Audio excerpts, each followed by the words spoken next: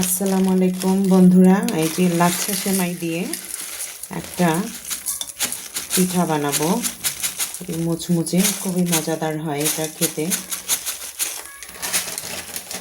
তো এখানে সামান্য একটু লবণ দিয়ে দিচ্ছি,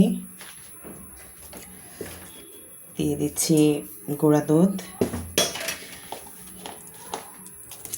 নারকেল গুঁড়া দিচ্ছি, তারপর একটা ডিম ভেঙে দিয়ে দিলাম সামান্য একটু চিনি, দিলাম একটু কর্নফ্লাওয়ার। তো সামান্য একটু ঘিও দিব একটা সুন্দর স্মেলের জন্য।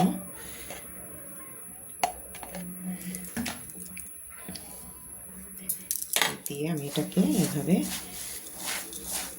ভালো করে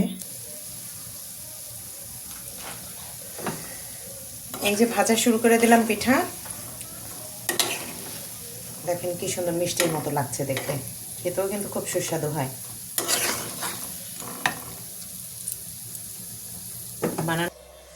এই যে হয়ে গেল আমার এই পিঠা, সুস্বাদু মজাদার পিঠা। এটা চা দিয়ে খেতে খুবই মজা। আপনারাও বানিয়ে খাবেন। ভালো থাকবেন, সুস্থ থাকবেন, সুন্দর থাকবেন। আল্লাহ হাফেজ।